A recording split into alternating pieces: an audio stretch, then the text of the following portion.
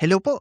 Maraming salamat po sa walang sawang support sa ating YouTube channel. Before we start our show, don't forget to share, like, and subscribe sa ating YouTube channel. Today po, pag-uusapan po natin, ito pong recent interview po ni dating Governor ng Ilocos Sur na si Governor Chavit Singson at bibigyan po natin ng konting reaction yung mga sinabi niya po dito and sasagutin po natin yung pinakaimportanteng question ng ating podcast today. Is Manong Chavit a kingmaker or a con artist?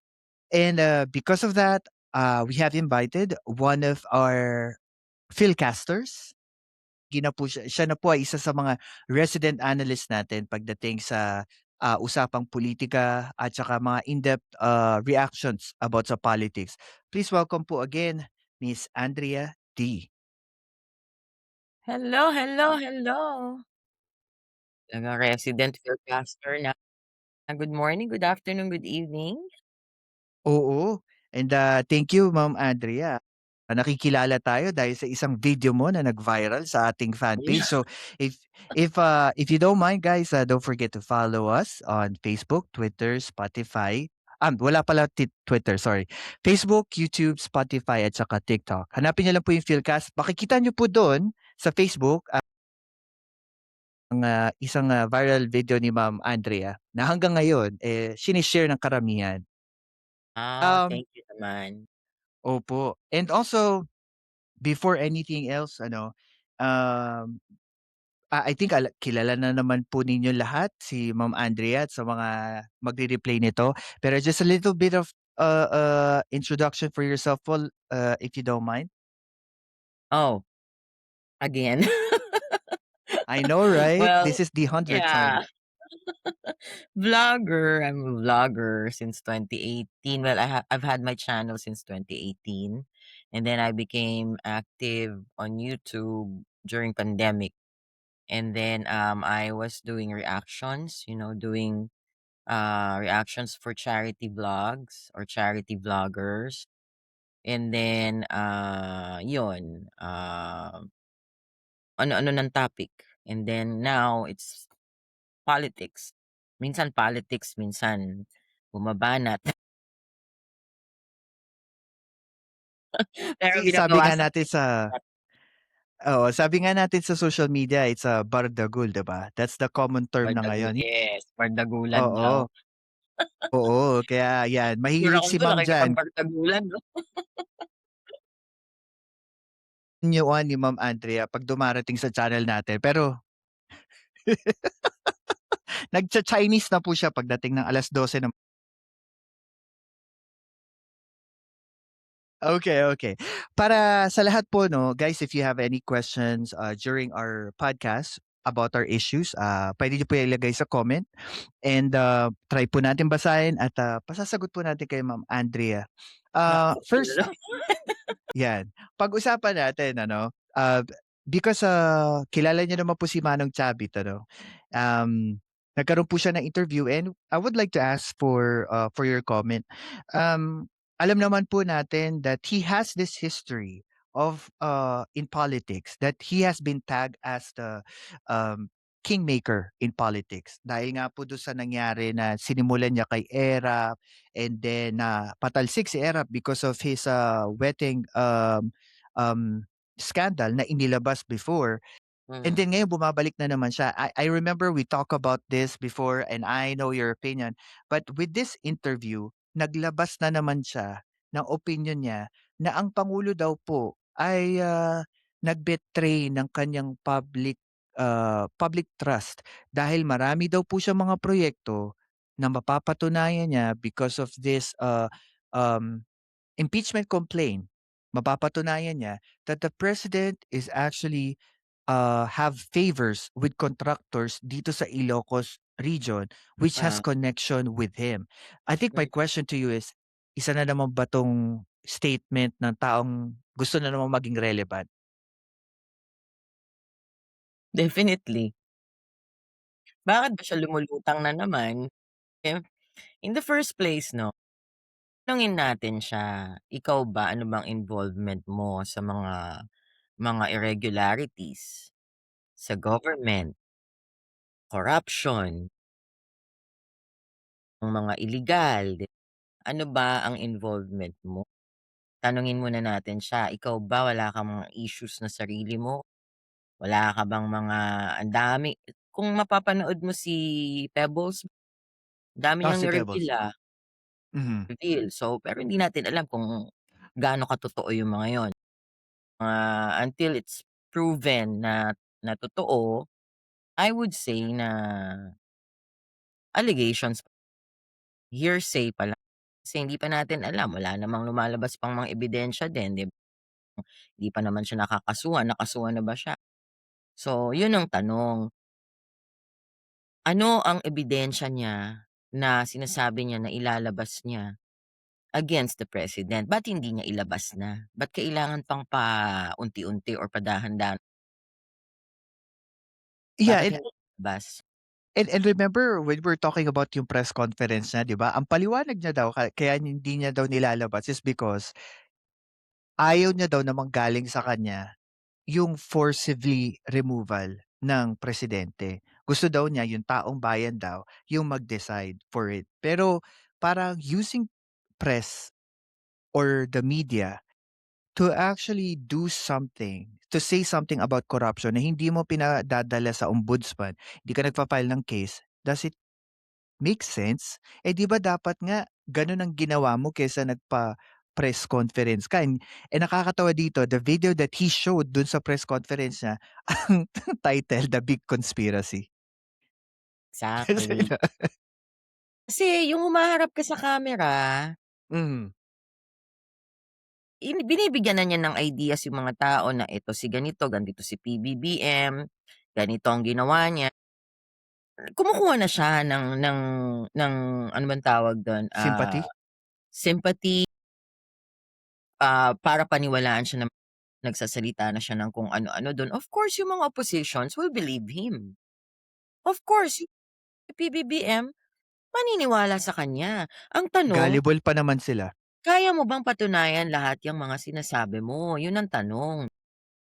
O correct. ginagamit niya ang press, ang social media, ginagamit niya yung paglabas-labas niya sa mga kung ano-anong mga interviews to manipulate the minds of the people, especially yung mga against nga sa government at against kay PBBM. Ang tanong, saan nanggagaling yung gano'ng sentimiento niya? Ba kaya naman siya naging ganyan, meron siyang hinihinging mga pabor sa presidente na hindi natupad at hindi pinagbigyan.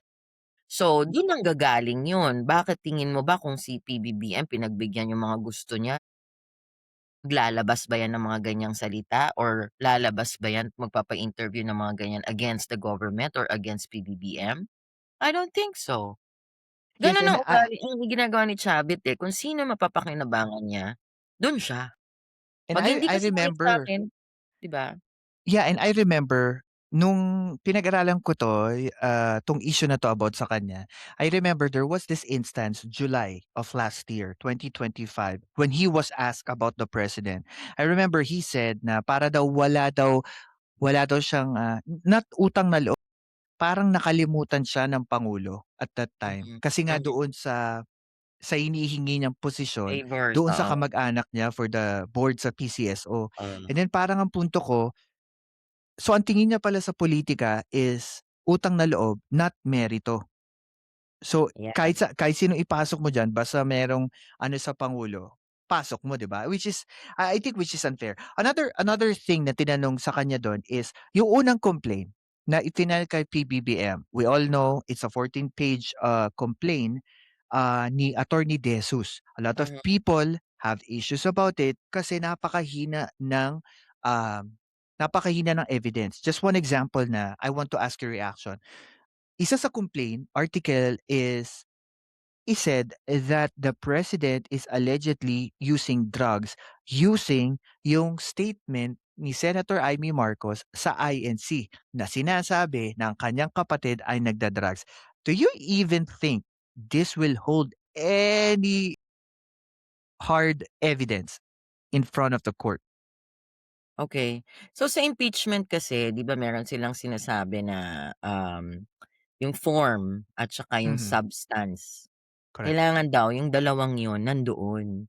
So, kung okey kung may form pero ang tanong yung substance ba ng complaint, ng impeachment, nandun. So, puwede mong sabihin na gano'n pero yung ebidensya mo ba kayang i-support yung mga complaints mo? Unang-una sa drugs.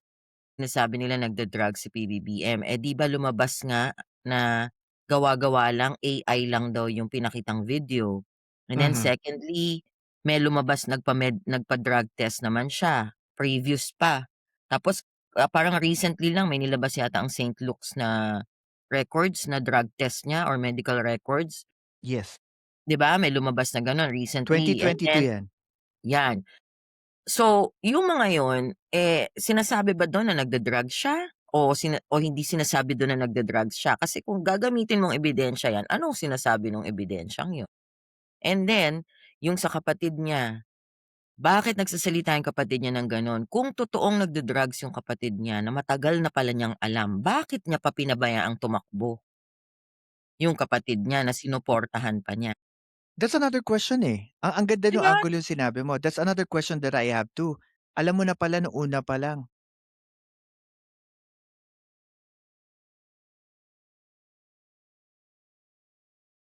Mhm.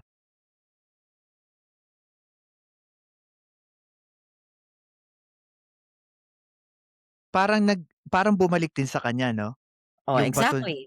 yeah, Yun ang totoo. tanong dun, bakit? And then now, just because hindi nasusunod ang gusto mo or hindi umaayon sa gusto mo yung nangyayari ngayon sa government or sa administration or sa kapatid mo, nagsasalita ka na ng ganyan.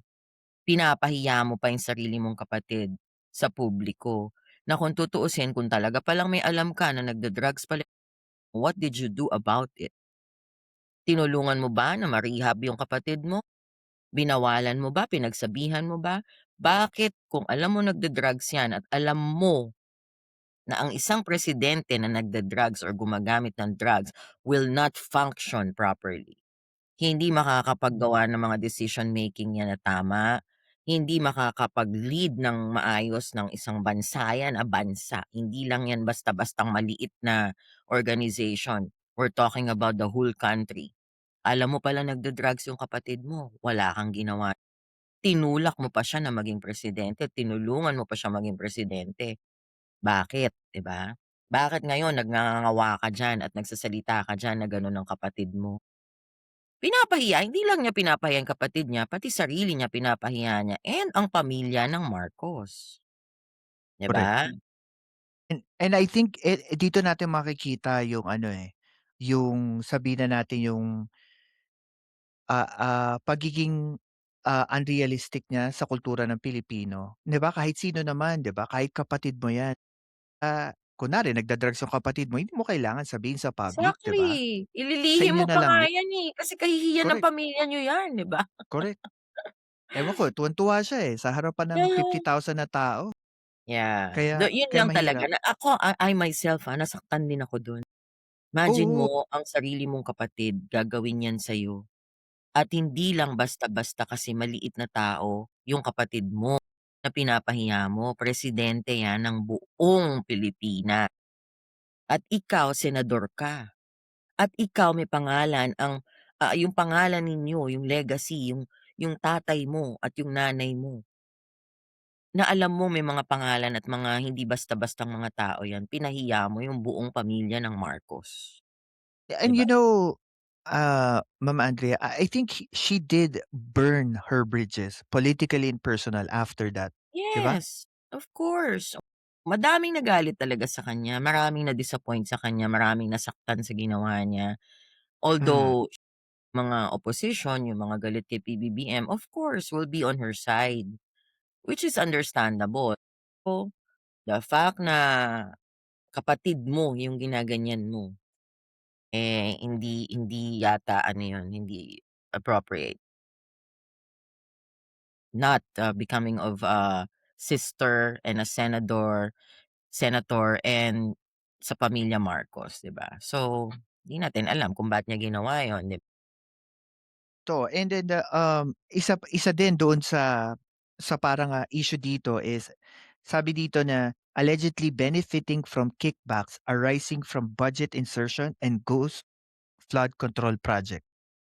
Kickbacks, sinabi na binigyan ng pera or nag-deliver ng pera. Ang tanong, yung perang yun, kailan, anong oras, saan, exact details, ebidensya, solid ba yung ebidensya na paratang nila na may kickbacks na natatanggap, maglabas ng ebidensya para hindi yung puro haka-haka lang, "Ay oo, maniniwala na tayo agad kasi sinabi nga na nag-deliver ng." Ang tanong nga para saan yun? Kasi anybody can say nag-deliver ako ng pera dun or kahit ako sabihin ko nag-deliver ako ng pera, asan ang ebidensya? Bigay mo yung detalye nung pangyayari. Patunayan mo para maniwala naman ng mga tao. Kasi Kaysa marites lang. oo, mahirap yung gano'n, marites lang, 'di ba? Ano naman ang social media pumikap ng marites. Kumbaga kung ano yung hindi minsan yun pa yung naso-social media especially 'pag influential. Yun yeah, that's one of the disadvantages of technology, social media. Nagkakaroon ng mga trial by publicity. Mhm. Huhusgahan na ang tao dito sa social media kahit na wala pang basis, yun ang nakakalungkot. Yeah, and ang hirap kasi kapagka you are being, scrutinized or judged on public setup, walang check and balance, eh. Walang pinagmumulan ng source at walang nagiging skeptic about sa natatanggap na message. It's just, "Oh, yeah, A, B, C, D," hanggang sa hindi mo na alam kung ano yung totoo basta tanggap ka lang ng tanggap and then Hmm, kumakalat ng kumakalat. Then akala ng tao just like yung mga propagandista, 'di ba, yung parang uulit-ulitin nila kahit hindi totoo para lang ma-multiply yung messaging at maka-influence ng marami. And I think that's the kalat, scariest, eh. Correct. babalita, 'di ba? So dun nagkakaroon ng problema kahit na wala pang basis. Lalo na yung mga closed-minded, 'di ba, yung mga sarado ang utak. 'Pag yun ang Mm. narinig nila maniniwala agad without And even a doing the research, 'di ba? and I think Mama Andre, it's mostly concerning din sa mga taong fanatics Yes, ng simple idea or single idea. Kasi oo. ang hirap ipaliwanag kung ano yung totoo, kung ano yung mali. It's usually ida-down ka lang nila kasi hindi ka naniniwala Sarado sa niya utak idea. kasi 'pag fanatic. 'Pag sinabi mong fanatic talagang ano na yan, paniniwalaan nila kahit anong sabihin ng idol nila, yun ang Yan mahirap. napatunayan natin yan. Actually ako ng mga karton, eh, kaya 'wag na tayong mag-stay doon kasi baka ako naman ay ma-shutdown. Kasi meron akong kaibigan na shutdown dahil sa Oh, kakakuwento okey. ng karton. O kasi kaibigan ko nagbenta talaga literal ng karton na nandun yung figure ni, dating pangulo. Ngayon na-shutdown yata siya or na-complain somehow. Hindi, antay siya, antay siya. Ay, bakit siya nagbebenta ng ano, ng Ano, sarcastic way. anyway, Yeah, well, it's a long story pero yun okey, ang parang, huli sige, kong sige. balita. Okey. Tinanong din siya dito, parang, ah, going back doon sa kay Manong Chavit, kung yung Ilocos Norte project, sabi niya kasi palpak daw lahat. Wala naman daw siyang nakitang maganda doon sa proyekto sa Ilocos Norte. I think my question to you is, sa tagal naman na naging presidente ang pangulo, sabihin na natin sige hindi siya nagpakita, hindi niya ginawa yung tamang proseso. I think my other question to you is, meron ba talagang motibo 'to? Do you think it's something personal or everything is just political? Kanino? Kay Sabi? Manong Chavit, yeah. Alam mo sa kanya both, it's political and personal. Personal kasi 'di ba nga, meron din siyang mga favors na hiningi na hindi nasunod or hindi natupad or hindi pinagbigyan. Hmm, Politics, maybe it's because gusto niyang maging relevant sa politics. Gusto niyang makilala kahit saan mhm. naman 'yan pumupunta at nagsu-support even kay Pacquiao noon 'di ba, alam niyang sikat si Pacquiao nandun siya lagi nagsu-support kay Pacquiao. Gusto Oh, niyang pumupunta pa yun sa Las Vegas. oo, hindi I biro ang ticket remember. sa Las Vegas kay Pacquiao. Ringside pa siya. Naka-support siya kay Pacquiao noon all the way. So, yun nga sabi ko, eh, si Chavit kasi is, masasabi mo na kung saan siya may pakinabang and hindi naman natin maano yan kasi may pera siya, eh, kaya naman niyang gawin. But the thing is, nasa tama ba yung ginagawa niya? Minsan sumosobra, minsan mali na. Yun ang nakakalungkot. At saka ma'am, ang problema kasi sa kanya is that wala ring kontrol ang bibig niya. Ito Oo, sa akin, siguro this is probably like an out of, way on how I express my feeling about him. Like, walang kontrol ang bibig niya, buka ng buka yung bibig niya, ta's ginagamit yung social media, tapos 'pag may mali siya nasabi, hindi niya kaya i-backtrack. Usually nawawala siya sa social media, 'di ba, pagka may mali eh, siyang sinasabi. intindi na lang natin matanda na. 'Di ba? Minsan kasi alam mo 'pag tumatanda tayo, tayong mga hindi na natin nakokontrol na 'di ba? Gano'n talaga, Patience, mga gano'n. oo. And, another thing din, I think, I don't know if you heard about this, kung lumabas sila after they filed this complaint. Third group sila na nag-file ng complaint.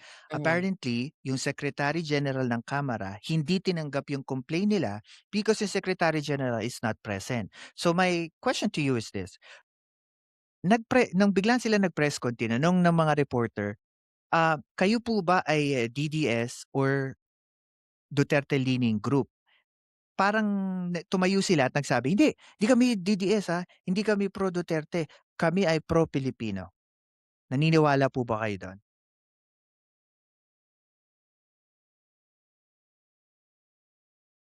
Puwede ba magsalitang no comment?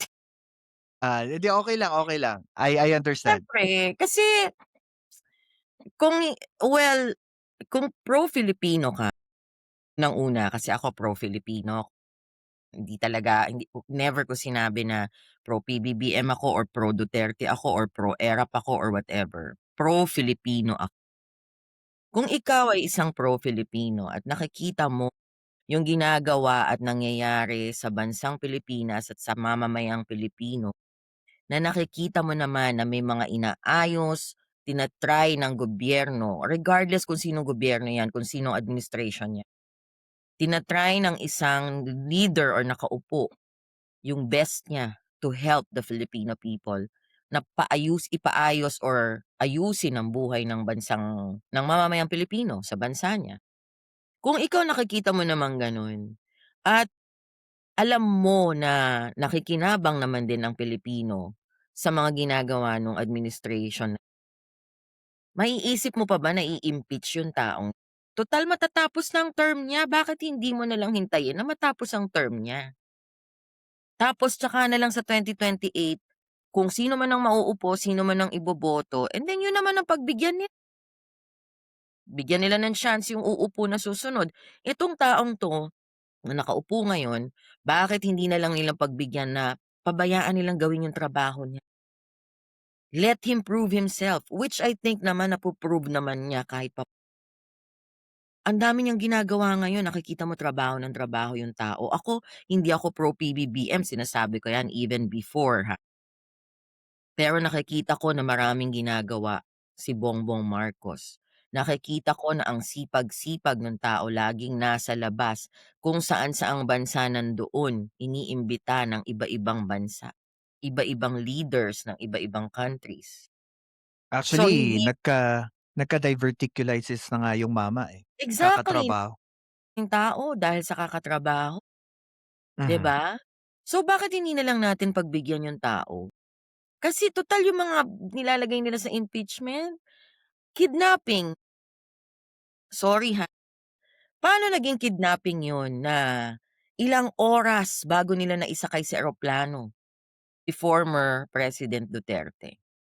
Pagsakay sa eroplano, ang ganda naman ng puwesto niya dun. Meron pa siyang mga kasama. Dun pa yata yung lawyer niya. May kasama siya nung dinala siya sa dahig, 'di ba? So, papaano Ah, mo sasabing kidnapping yun?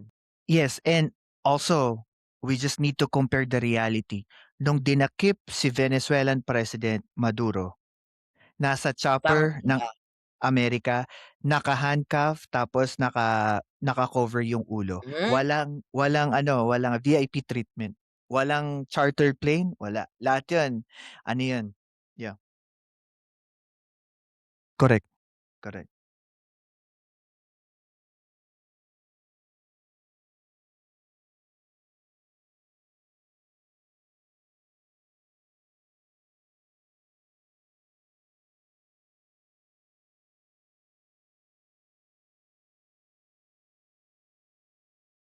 Yeah, and took them how actually many hours to convince him, yeah, 'di ba? and sa totoo lang po yung incident na yun, nagatasan nga ng grupo ng mga DDS yun, eh. Kasi 'di ba paulit-ulit nilang pini-play yun sa social Na media and kidnapping. they Well, yeah, yun ang opinyon nila.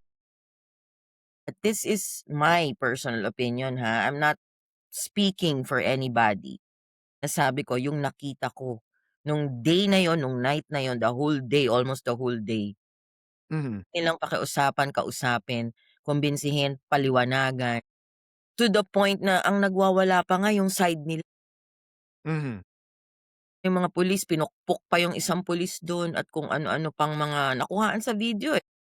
So, opinyon ko lang 'to na sinasabi ko, I don't think there's kidnapping. Paano naging kidnapping yun? Kung kidnapping yun, kung harsh pa nga ang gobyerno baka nga tinalian pa siya, pinusasan siya o kung ano pa. parang kay Pero Maduro. nirespeto pa rin siya, 'di ba? Papaano? Ano pa yung mga Correct, nilagay and nila sa impeachment, flood control? yes, yeah,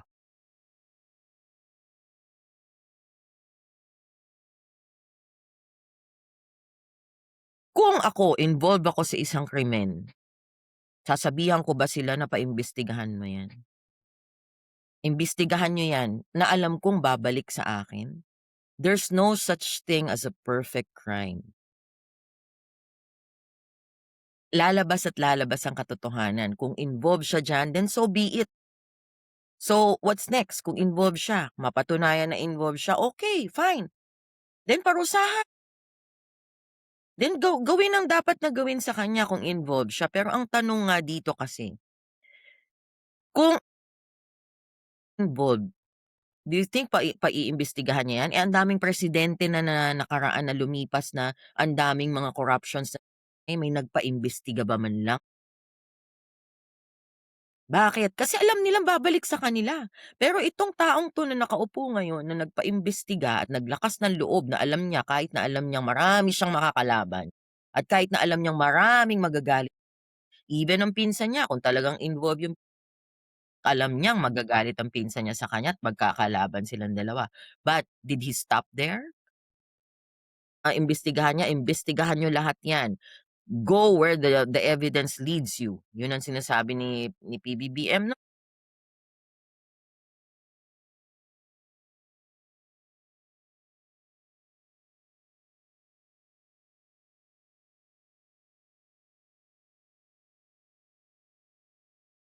and I think yun nga yung parang nagiging problema ngayon sa whole investigation about even kay Speaker Romualdez. Ang punteriya talaga ng mga DDS is technically the president and they're trying to pinpoint Speaker para mas madali nilang i-point kay president. The only problem is makailang beses nang nagkakaroon ng Blue Ribbon Committee hearing. Even they try to go as far as sa pagbili ng lupa sa Tamarind Street dito sa South Forbes, hindi pa rin ganoon katibay yung koneksyon ni Speaker Romualdez Exactly, going to the President. ha. Kaya parang ang hirap kasing pagtagpi-tagpiin yung story. And dito na tayo nagpunta, dito sa issue na 'to, do you think there is a credibility behind Saldico and Saldico's video last year? Credibility in a sense na kasi part siya talaga, eh, malaki ang participation niya diyan sa corruption na 'yan, eh, diyan sa anomalyang 'yan, 'di ba, sa scam ng flood control, malaki ang participation niya. Ang tanong, magsasabi ba siya ng totoo o sasabihin lang niya yung gusto niyang sabihin just to save his ass, Hmm. 'di ba? Asan ang ano mo, ang affidavit mo, asan ang sworn affidavit mo? Asan ang ebidensya mo? Asan yung mga sinasabi mo, mga allegations mo? Paano mo mapapatunayan 'yan, ni hindi ka nga makapagpakita, makauwi? Kung talagang totoo yung sinasabi mo, daming puwedeng magprotekta sa'yo. Pag-uwi mo I'm sure gagawan at gagawan ng paraan na maprotektahan ka. Kung ang kinakatakot mo, may papatay sa'yo. Kung alam mo na dala-dala mo ang katotohanan at nasa iyo ang katotohanan, bakit ka matatakot na alam mong maraming kakampi sa'yo at poprotektahan ka para lang malabas ang katotohanan? Ang tanong, nasaan ang affidavit mo? Nag-video-video ka diyan, puro ka lang salita-salita, wala ka namang makipakitang ebidensya mo at affidavit mo na mo until now. Nagtatago ka diyan sa malayo, sa ibang bansa. Hindi ka umuwi dito at harapin yung dapat mong harapin para ma-solve yung problema. Magiging hero ka pa, 'di ba? Correct. And Eh also Ma'am Andrea, ang hirap kasi intindihin nung argumento ni Saldico na may papatay sa kanya. Ako naniniwala ako kasi dad ko is a retired, major ng police and he does investigation sa mga ganito. I remember he said, "Kung may gusto magpapatay sa'yo, they will not even say it in public. They're just gonna do it." yes, exactly. They will just do it. Hindi sinong tao ang gagawa ng krimen na i-a-announce niya yung gagawin niya, Ipo-post pa sa social media. 'di ba? Natural, aabangan ka na diyan. Makakagawa na sila ng move. Ano, views, shares, saka like. Oo, 'di ba? Kung kinakatakot niya yun na may papatay sa kanya, yes, oo, expected na natin 'yan na meron talaga at merong mga galit sa kanya at pipigilan siya na magsabi ng katotohanan. It could be sa side ni PBBM, it could be sa side ng oposisyon.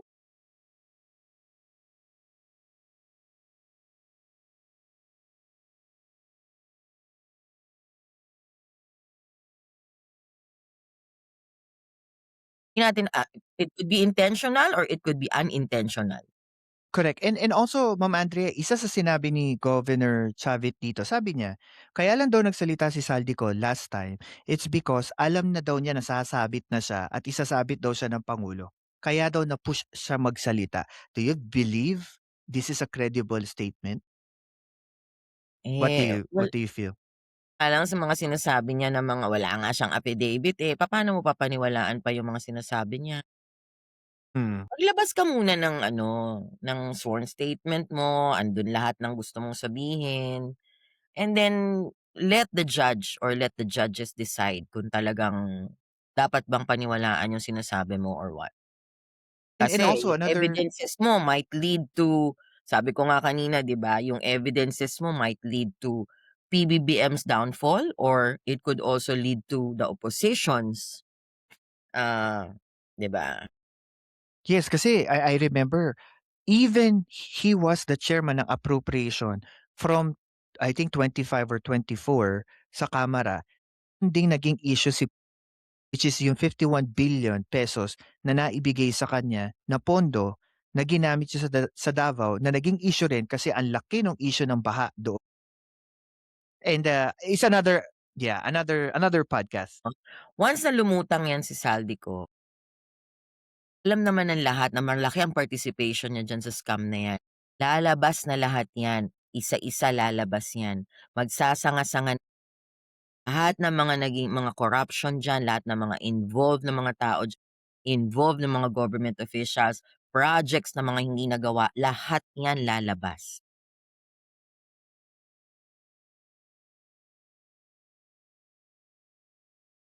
Oh, and also, Mama Andrea, yung alam mo yung Diskaya 'di ba? Nagpakita sila last time sa Blue Ribbon Committee. Isa sa mga, I don't know if there is a connection.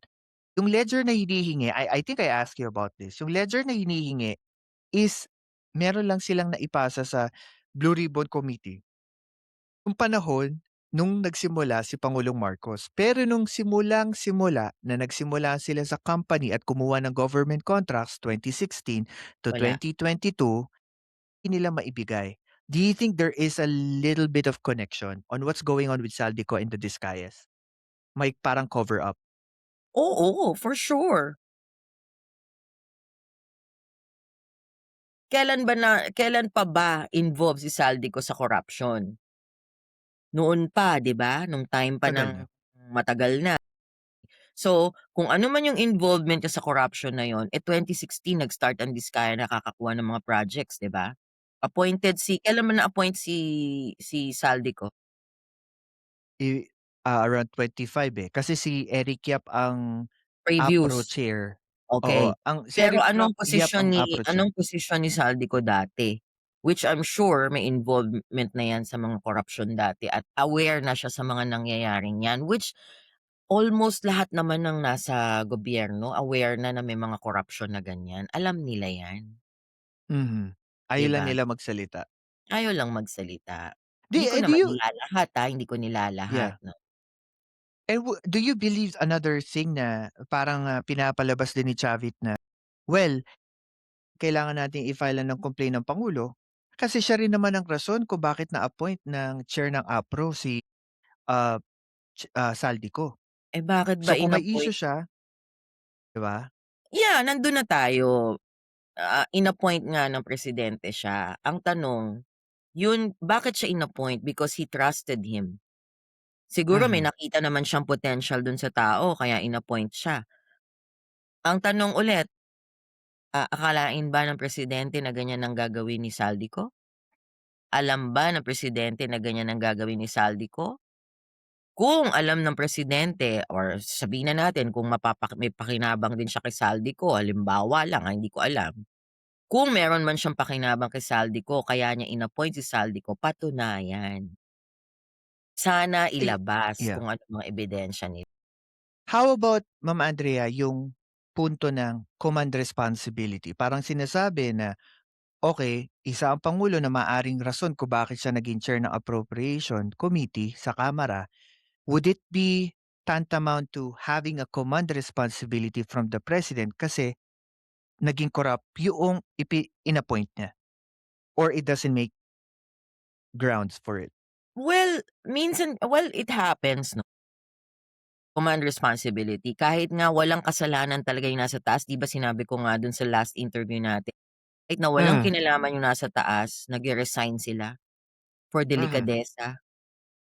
Para halimbawa may investigasyon, ma maharangan nila or ma-pollute or ma-manipulate nila yung investigation kaya nagre-resign yung mga officials na nasa taas kahit na wala silang kinalaman dun sa nangyari. The thing is, kung ikaw ang nasa taas, dapat naman, in most cases, alam mo kung ano yung nangyayari sa baba. Pero kung may mga anomalyang nangyayari sa baba, hindi lahat ng leaders kasi din nalalaman. Pero in the case of Bunuan, kalat na eh, na nagbibigay ng porsyento ng Mhm. from the smallest position sa DPWH hanggang sa taas, may mga kickbacks 'yan. Imposibleng hindi alam ni Secretary Bonoan yang nangyayari diyan, 'ba? 'Yun yung masasabi ko na applicable yung sinasabi mong command responsibility, oo, may alam nga siya dun. Pero yung ibang cases minsan sa mga opisina or sa mga kung saang organization, minsan hindi talaga aware yung mga nasa taas sa nangyayari sa baba. Especially kung mga illegal talaga. Minsan tinatago natin, "O yung boss natin nandiyan, huwag kayong maingay. O yung boss natin huwag kayong ano, magpapahuli." 'Di ba may mga gano'n? Pero still, responsibility niya, accountable pa rin siya kasi siya ang nasa taas, siya ang supervisor, siya ang manager, siya ang boss. So, sisisihin pa rin siya, bakit hindi mo alam yung nangyayari sa baba? Bakit hindi mo alam? Bakit wala ka ba man lang concern kung ano nangyayari sa mga tao mo? Posisyon, 'di ba? Yeah, and So I think yan ang mahirap kasi, I think yung command responsibility issue is another propaganda, against the president. Siyempre, oh, anong kawala sa argumentong yun? Kung ang presidente nga is the highest political leader ng bansa at mhm, sigurado maimpluwensiya siya kung bakit naging, chairman appropriation. I think it's more of like ano, it's more of like ano yung limit ng presidente mhm. at paano niya kokontrolin yung nasa baba, knowing that he is the president of the country, not the president of Kamara, just like the speaker.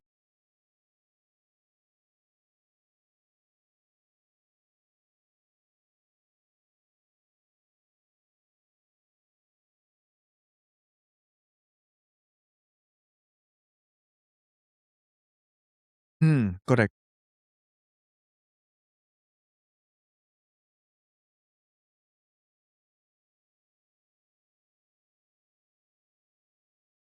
Kung ano yung gagawin ng taong yun. Hindi mo po puwedeng sabihin laging isisisi mo sa kanya unless talagang meron siya talagang participation dun sa mga corruption na 'yan, na dapat patunayan, 'di ba? Yeah, and, if ever mag-prosper itong, impeachment complaint kasi, the last update we have, yung first and second complaint was been consolidated into one. If the complaint move forward to Committee on Justice and then to the plenary, um, do you think na may well, he's the sitting president. Do you think there is a bigger chance na puwede na 'tong mapatay sa Committee on Justice pa lang, etong complaint towards the president? Well, sabi ko nga kung 'di ba, kung wala nga yung substance, malamang 'di ba, talagang hindi na aabot sa Yeah, well, w let's try not to base it legally. Let's try to base it politically. Do you think, based on the numbers and based on the political realm right now, what do you think? Malaki bang chances na mapapatay 'to sa Committee on Justice pa? tingin ko lang, tingin ko lang. Malakas pa rin Mm, support. hindi mag-aano 'yan, eh, parang hindi I don't know, I could be wrong. Mhm. Sabi ko nga, eh, sa'kin lang sa pananaw ko, nung narinig ko at saka nabasa ko yung mga complaints nila, parang sabi ko parang malabo ito.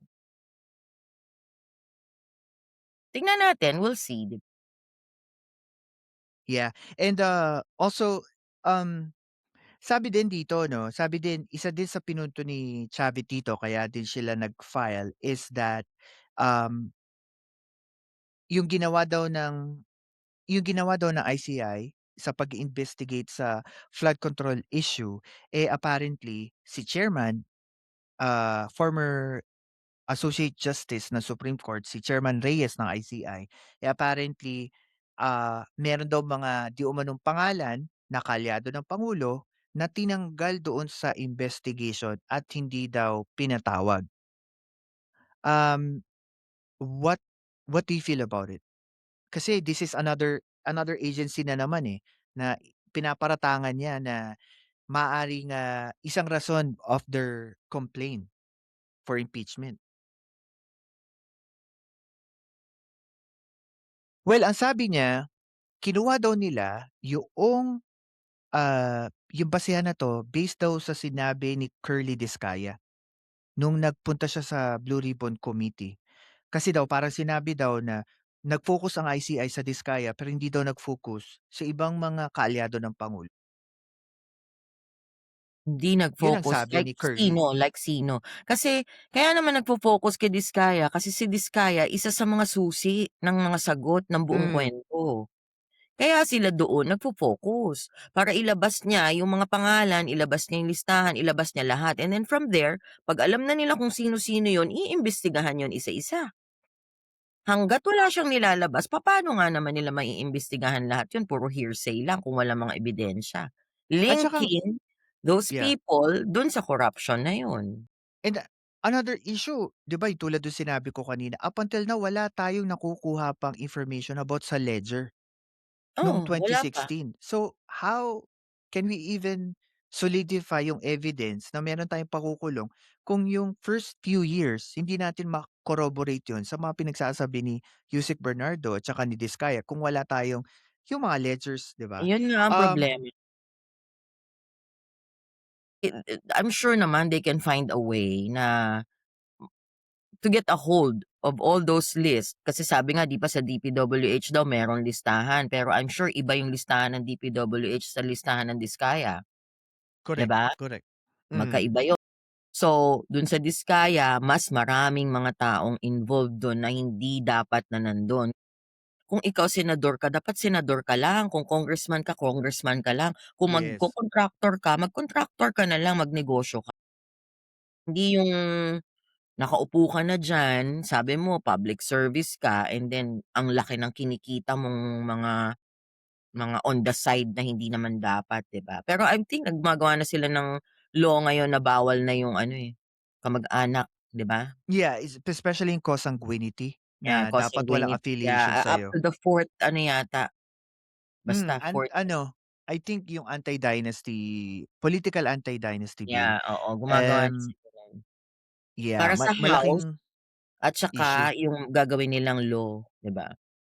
Yeah, malaking issue 'yan kasi nung binabasa ko mukhang palyado yung kay Sandro tsaka kay Speaker, eh. Pero it will be tackle natin 'yan next time. Mahaba-habang issue 'yan. Pero about kay May ano, next time pa pala ako. oo, marami kang time dito sa'tin. Overexpose ka dito kumbaga sa camera. Oo nga 'no. Actually ito lang, para lang alam mo, para lang sa kaalaman ng karamihan, there was this one or two people, close friend ko sa politics na dati ko na 2022 pa, na nung bumalik ako napanood nila yung live ko ganyan-ganyan. Sabi nila, "Parang ako nag-aaral, sa mga nila-live I mo." Sabi ko, know, "Bakit naman?" napapa-review ako 'pag may binibigay kang topic sa'kin. Actually, yun yung mga sinasabi Napapa-research ng ako. mga oo, yun yung mga sinasabi ng mga Habang nai-invite. nagda-drive tuloy ako nakikinig ako ng mga sabi ko, "Ano nga ba yun?" Para sa mga nakikinig po, hindi niyo po alam, dito po sa mga iniimbita ko, actually gini-grill ko po sila. Sometimes 15, 16 or 17 topics, Oh, ibabato ko sa pero kanila ikaw within a sobra day. pero ikaw grabe ka, 'pag nag-invite ka sa'kin the same day. Ay, You're not even giving me time mag-review, mag-research. kaya todo puri ko po pagka nandito siya. Bigla-bigla mag-iimbita, Diyos ko. Sabi ko, "Ano bang Actu topic na naman 'to?" totoo po yan, totoo po yan. Hello, Meshang, then shoutout po sa Kaya, mga nandiyan sa baba. oo, ay yung mga nandito po, nag-ano lang, nag-segue lang kami kasi para alam niyo po yung pinaghihirapan ng mga iniimbita ko dito, most of the Ay, time. magbi-birthday ako sa 30, imbita batiin niyo naman ako. Oo, si ma'am, 30. Like and Pero subscribe pero naman hindi. sa Creative Channel, ha. Pero hindi, this won't be the last time na makikita niyo po si ma'am kasi alam niyo naman yung kanyang analysis sa mga politics, may kakaibang Sariling may opinyon ko lang kakaibang po kick, yun, eh. Moving forward, Cathy Okay. Cabral, hindi na natin napag-uusapan yun. Do you feel there's still a foul play or you feel personally that the case is closed? Alam mo, I would say, parang ang ano, kasi base sa investigation nila, ng, SOCO, ng NBI, ng mga pulis, tumalon siya kasi kung tinulak daw 'yan dapat malayo yung distance. Pero I would say may foul play in a sense na hindi yun talagang directly involvement sa pagkakamatay niya, kundi mentally, emotionally na yung tao kaya Hmm, natulak siyang gawin yung hindi niya dapat ginawa.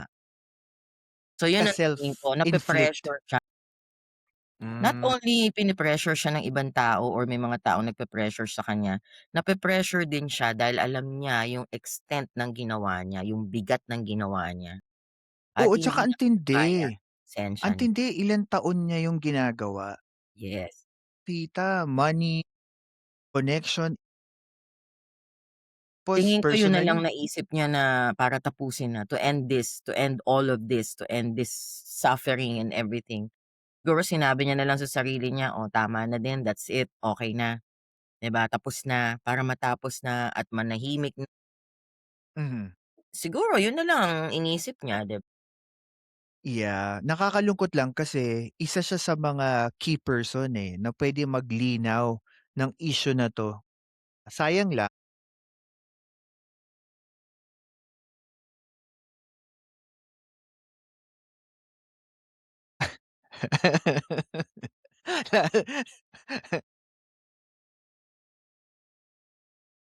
Oo, kasi kulang yung information niya, dun sa Quadcom last Mm, year. Hindi masyadong kumpleto yung oo. sayang, hindi na Hindi, may ilabas. pumipigil sa kanya, may pumipigil sa kanya yun, I'm sure. Madami 'no? For sure Marami. malalaking tao 'to. Another thing, punta tayo kay Congressman Sandro Marcos.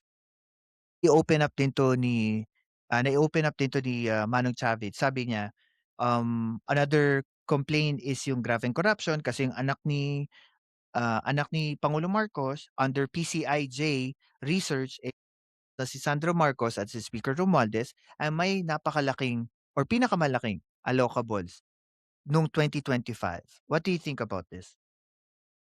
Allocables kasi 'pag sinabing allocables, budgets na binigay sa'yo para sa distrito mo. In-approve nila 'yan, pinag-usapan 'yan, bago i-approve 'yan. Meaning nag-present ka diyan. Prinisinta mo kung anong projects ang gagawin mo, ang gusto mong gawin, ang pinaplano mong gawin.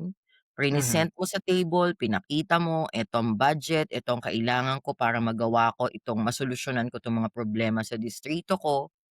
Ang tanong, kung binigyan ka ng budget na 'yon, allocable na 'yon, o 'yun ang allocation sa'yo. Saan mo dinala yung pera na yun? Dinala mo ba sa tama? Dinala mo ba dun sa mga projects na sinabi mo na gagawin mo? Yun ang tanong dun. Kahit na gaano kalaking pera or gaano kalaking amount ang binigay sa'yo or in-approve sa'yo, based dun sa prinisinta mo sa kanila para makakuha ka ng ganong kalaking budget, dinala mo ba talaga sa tama? Yun ang tanong. Kailangan nilang patunayan na, "Oo, ito yung projects na pinaglaanan namin yang budget na yan, itong budget na in-approve niyo or binigay niyo sa amin, dinala namin dito." Patunayan niya, 'di ba? Well, sabi ni Manong Chabit, it's mostly because ah, malapit si Sandro sa kusina kaya ang dami niya daw nakuhang allocables.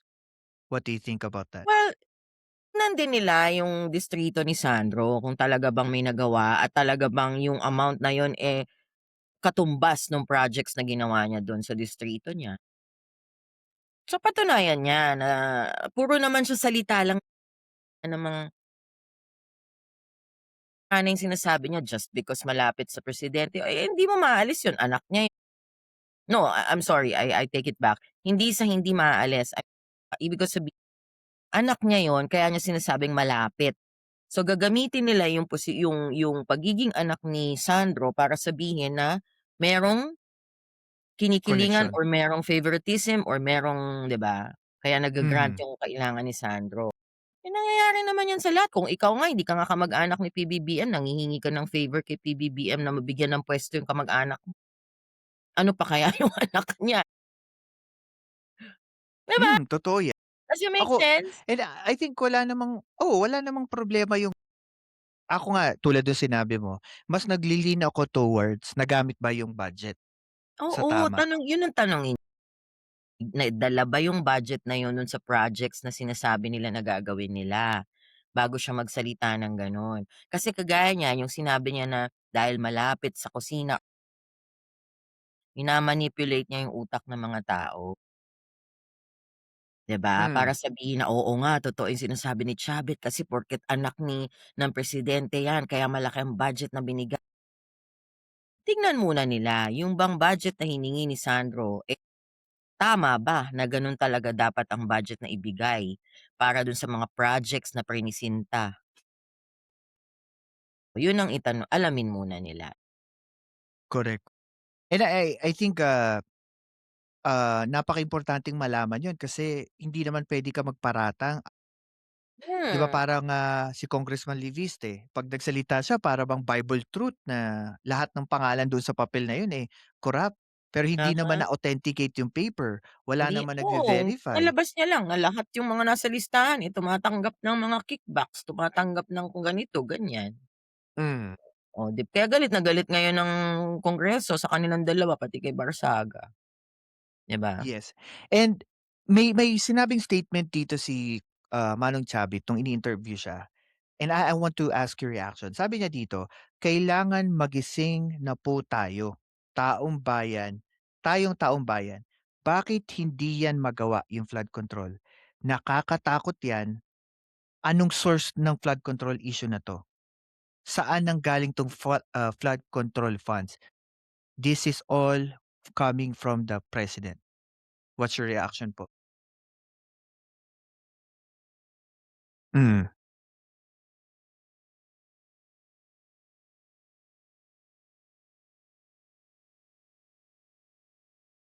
Mhm.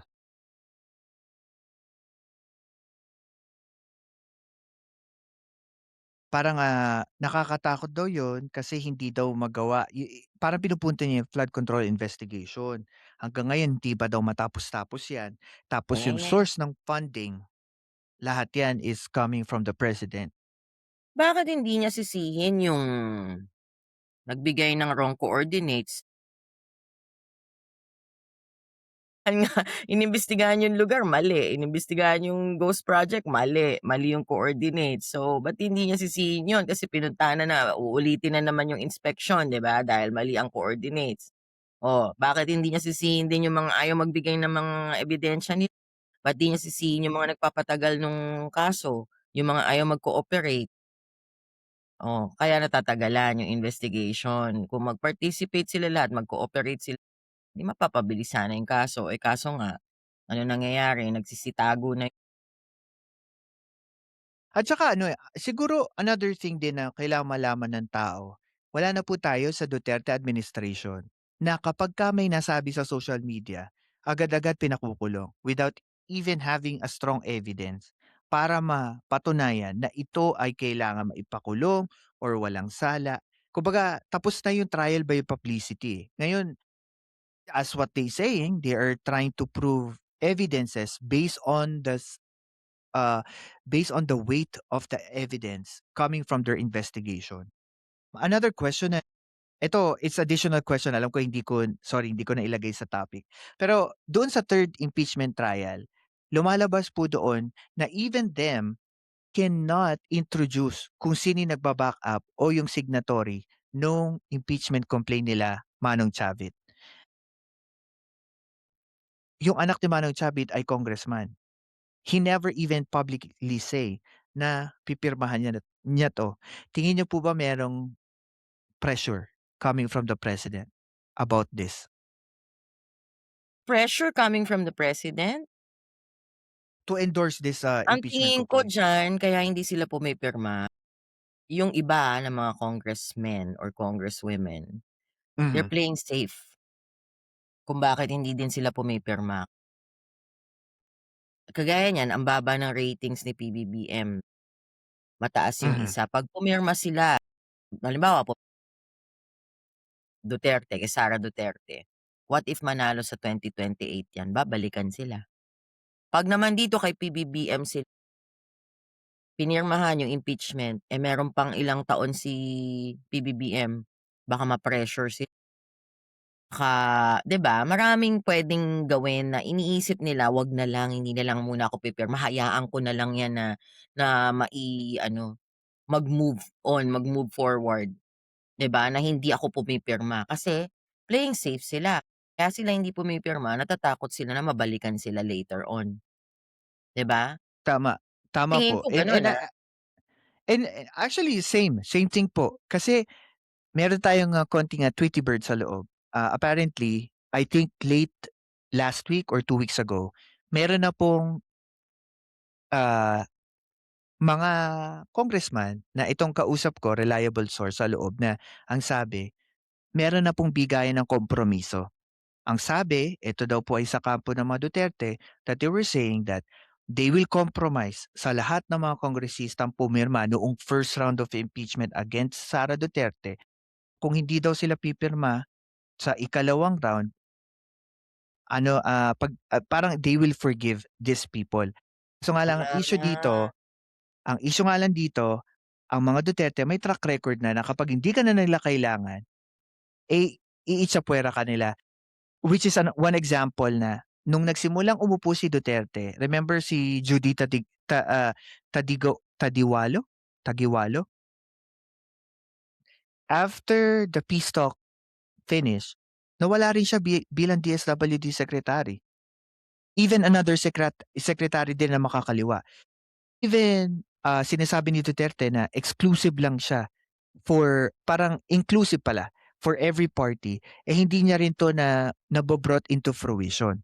So, parang ako dun sa narinig ko, nung tinanong ko yung reliable source natin, even that person is 50-50 sa narinig niya.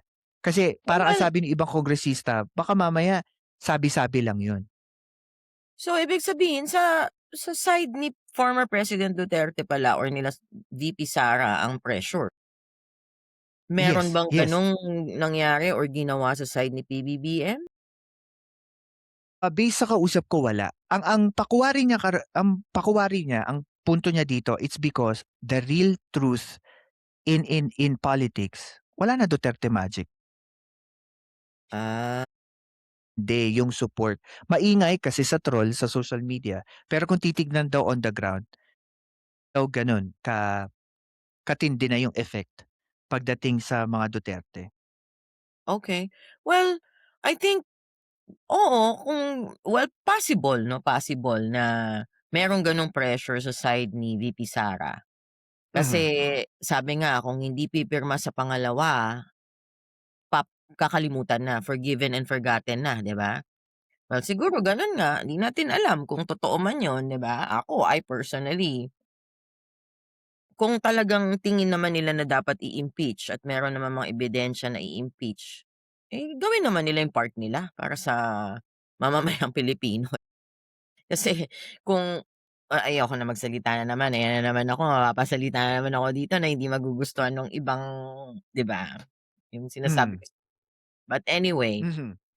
kung So merong be it. gano'ng pangyayari at merong gano'ng ano, eh, wala tayong magagawa. Nasa desisyon ng mga congressmen 'yan at congresswomen kung ayaw nilang pumirma, kung natatakot sila, pinoprotektahan nila yung sarili nila or pinoprotektahan nila yung posisyon nila. So, desisyon nila 'yan. So, diyan mo makikita ngayon kung talagang para sa mamamayan ba sila or para sa pansarili lang silang interes. Correct. And I think we're on our last part of our podcast. Again, before we start our last part, para po sa lahat ng mga nanonood at nag-support na sa channel natin. Again, maraming maraming salamat po kahit kay Ma'am Andrea. Thank you po at naging resident political analyst na kayo ng ating channel. Pero alam Grabe. mo, nakakatakot 'tong impeachment na 'tong dalawang impeachment na 'to kasi ang laki na magiging impact niyan sa atin. Sa economy, Economy, importante. yung mga investors, trade, yung mga budget, ano ba, mga negotiation natin, even yung mga consumers mawawalan na ng ano 'yan, ng kumpiyansa.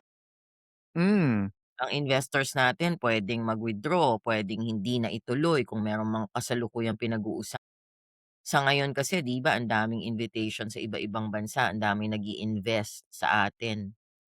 'Pag nangyari yang mga impeachments na 'yan, nakakatakot kasi siguradong affected ang economy natin diyan. correct. And I think another issue din, ah, mga kaaway nating bansa, politically, meron tayong issue ngayon sa China, meron din Mm, tayong issue sa West Philippine Sea. Eh, kung yeah, nagkakagulo tayo sa loob, ang hirap pagsabayin, 'di ba? Para ang pinag-uusapan natin dito yung dalawang pinakamataas na political figure, correct. sa bansa. The president and the vice president, imagine mo, Correct. And I think dalawang importante posisyon 'to. na napakaimportante i-impeach. Nangyari na ba Hmm, 'yan sa ibang bansa in the past, sa history? Ngayon pa lang yata mangyayari 'yan, president and vice president i-impeach. Sino 'pag yeah, na-impeach yung I don't dalawa, sino even mauupo?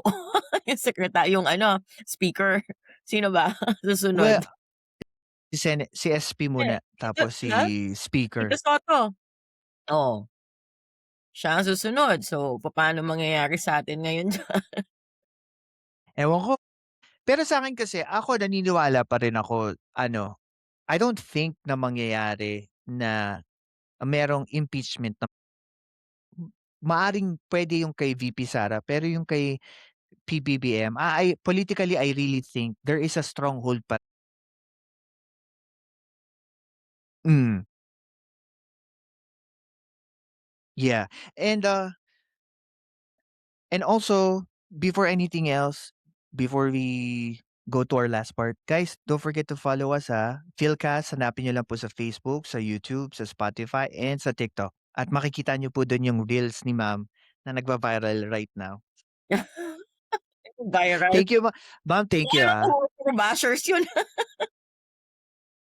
Pero ano, personally, ako with, with our channel, thank you po.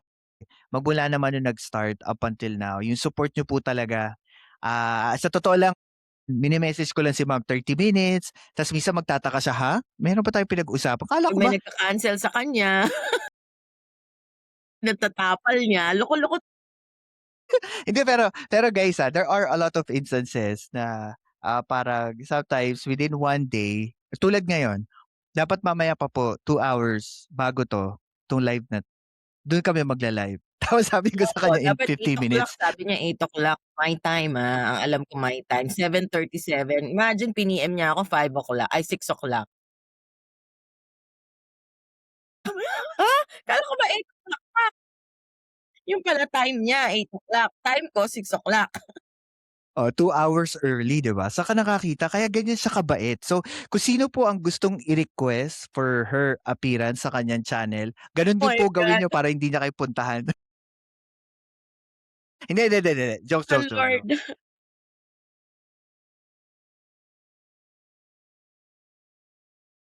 Oo, support lang tayo.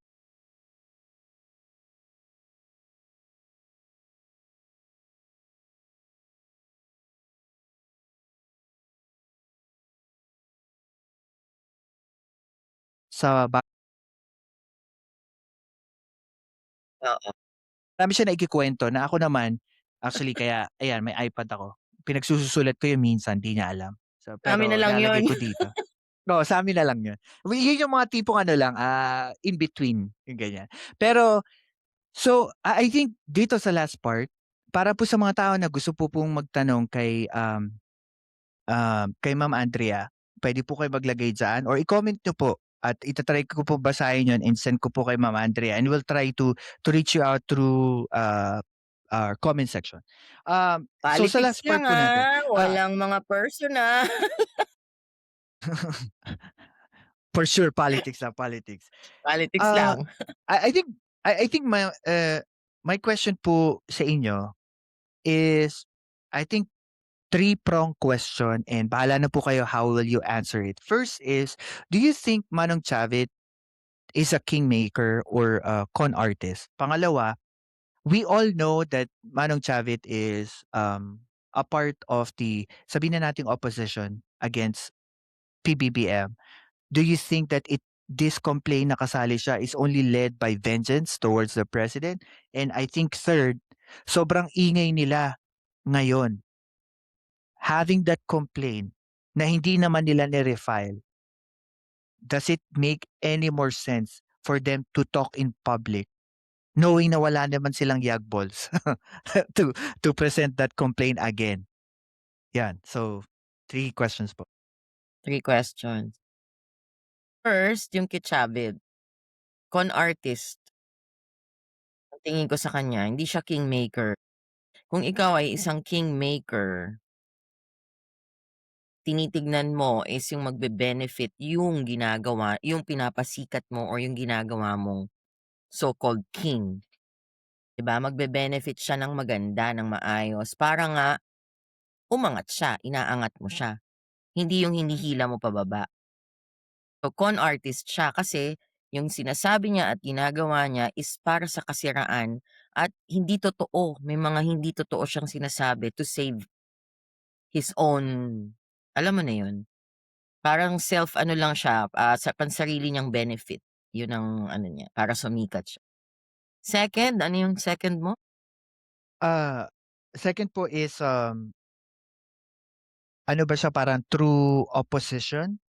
Kaya gumawa sila ng complaint, it's because of vengeance, Oo. but not for the sake of the Filipino people. Yes, oo, lahat naman kagaya niyan may isang nag-comment, lahat naman dito sinasabi pro-Filipino ang mga yung officials 'no. Of course, expected na 'yan, 'yan ang sasabihin nila para sa taong bayan, para sa taong bayan. Ako hindi ako government official, but I can always say and I can proudly say na I am pro-Filipino.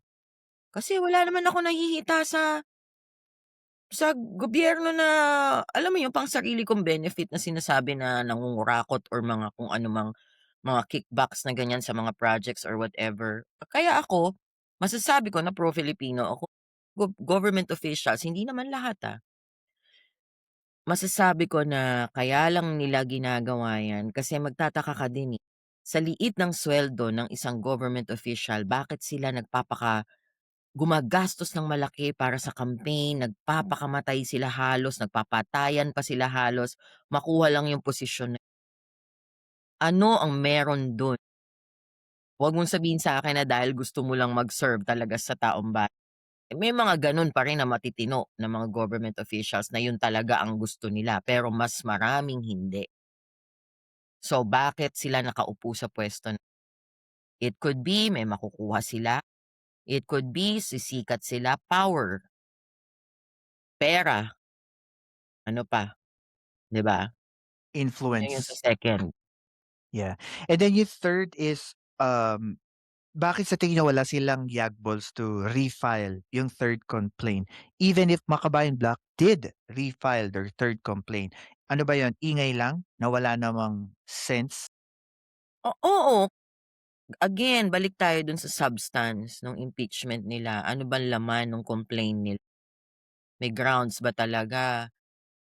Puwede ba talagang sabihin na, "Oo, mai-impeach 'to, imbestigahan nating maigi 'to." There's something doon sa kino-complain nila. Tinitignan naman nila dun 'pag nag-investigate sila, 'pag tinanggap nila 'yan, talaga bang nandun yung requirements ng para ma-impeach ang isang government official. So it's like there's no substance and form sa umpisa pa Mm, lang. umpisa pa makikita mo, kung ano ba yung laman, titignan mo naman diyan kung ano yung laman, eh. May ebidensya ba yang mga isa-isang 'yan sinasabi nila, may basis ba, may laman ba talaga, dapat ba talaga na entertainin yang impeachment.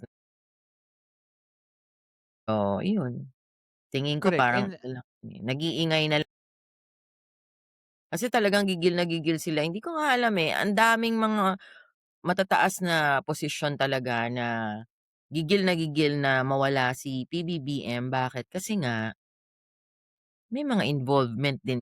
Ayaw nila sigurong pumunta dun ng direksyon sa kanila na sa pag-iimbestiga na. yeah, I think dito sa mga sa pinag-usapan natin, I think my takeaway dito sa pinag-usapan natin is more of eto yung kaakibat ng sobrang taas na standard na ibinigay natin sa UNITEAM na after 1 year, aklas naman and yung napakataas na expectation because the president at that time, 2022 in history, siya yung almost 50% ng bumoto sa kanya bilang presidente for 2022. That high expectation, high voting mark na nakuha niya, the I think the negative effect of it is what we are looking at right now. More ingay, more people against him. I think ano 'to, I think how I look at this, even Chavit Singson is, playing part of this. It's more of like, this is the real game of being a president, 'Pag nasa taas ka na at ikaw na yung nasa tuktok, wala ka talagang kaibigan, Ang hirap maka-form ng kaibigan kasi everyone is vying for that position and Yes, everyone can be traitor. Kahit na sabihin mong kamag-anak, kaibigan wala, nung you can't trust 'di ba? anybody 'pag 'yan ang posisyon mo, mahirap magtiwala, 'di Correct, ba? correct. And ako, I believe that is the game that the president is playing right now, na akala niya yung mga pinagkatiwalaan niya, even ERAP, 'di ba? Kaya nga siya Imagine the natanggal dahil sister, it's the sister mismo, yung kapatid correct. niya. Hmm, Everything is about politics. Ang nakakalungkot lang dito is that when we feed people or the masses of issues na wala namang baseline, wala namang evidence, nahihirapan tuloy ang presidente to actually do what he needs to do, especially messaging. Yun ang nagiging problema ngayon ng presidente. Paano mhm. nila kino-combat yung trolls ng mga Duterte against him? Eh, iilan lang naman talaga yung nagpo-promote sa ginagawa niya. Hindi gano'n ka-effective sa pangkaramihan, I would say. And then sa napuna ko kay Manong Javid is more of like pretentious. Sobrang pretentious niya na para bang kailangan makikinig ka sa kanya sa mga pinagsasabi niya, eh, parang putok sa buho lang. Ngayon lang siya nagsalita about diyan. Eh, ang tagal-tagal ng presidente ni BBM. Eh, kung meron, why not? Personal vendetta, eh, 'no? Parang parang gano'n 'yung nangyari. Eh, ano lang ako, eh, naiinis lang ako sa kanya do'n sa press con tsaka dito sa Oo interview. nga, It's parang nakakainis siya self-righteous, eh. magsalita 'no? 'Di ba masyadong self-righteous? Para bang paniwalaan mo ko kasi nagsalita ako ng ganito, oh. Pero kung titignan mo sa title pala ng video niya, Big Conspiracy, eh, wala na, 'di ba? And pinaka-last na gusto kong sabihin, ito naman para sa lahat, politically or not politically inclined, please ang taas ng standard na when we, when we go to colleges, when we get get an employment, aside from election, sa pagkukuha natin ng messages sa TikTok o kaya sa Facebook, taasan naman natin ng konting standard. Hindi naman po puwedeng 3-second video clip na nag-viral, yun agad yung kailangan natin paniwalaan. 'Di ba naman puwede tayong maging skeptic at alamin kung ano yung 'di ba, yung story Maging behind it. maging mapagmasid, mapanuri, 'di Korek. ba, in Tagalog. Be Kasi maraming vigilant, nasisirang ano, eh, marami kasing nasisirang buhay sa mga pinapakalat na disinformation.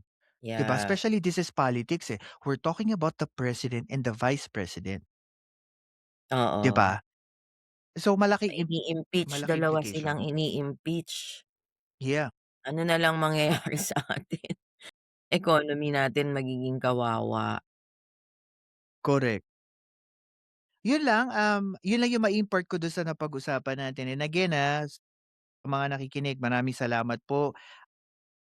Magkita-kita tayo sa susunod na live.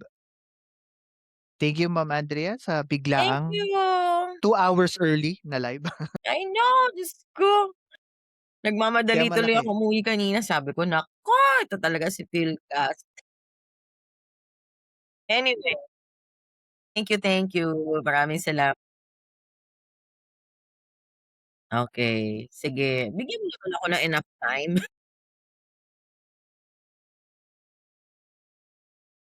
5 minutes, puwede ba? 5 minutes, gano'n? Uy, may question Pero sa'yo, oh.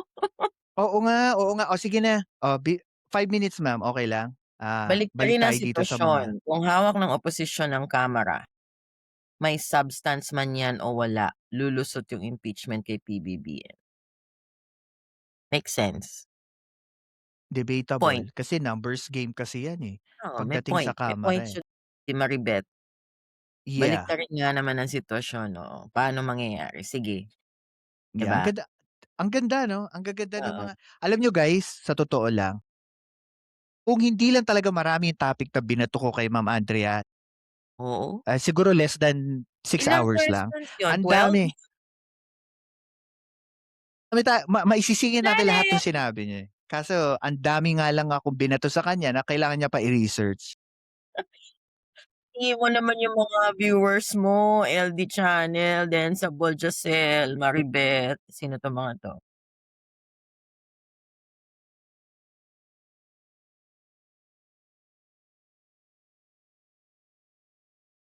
Desha.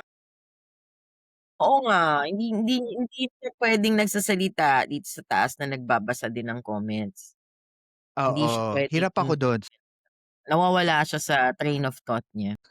Hindi pero 'di ba Ma'am Andrea nakikita mo naman may gano'n ako, pagka Oo, nagbasa ako, hindi ko na naalala kung nasaan ako nando'n. Ano lang po yung personal siguro personality stuff, oo. I Sabi ko I think magbigay ka so. ng moderator para may moderator ka na taga-guide sa'yo at taga-assist sa'yo sa baba, ayaw niya.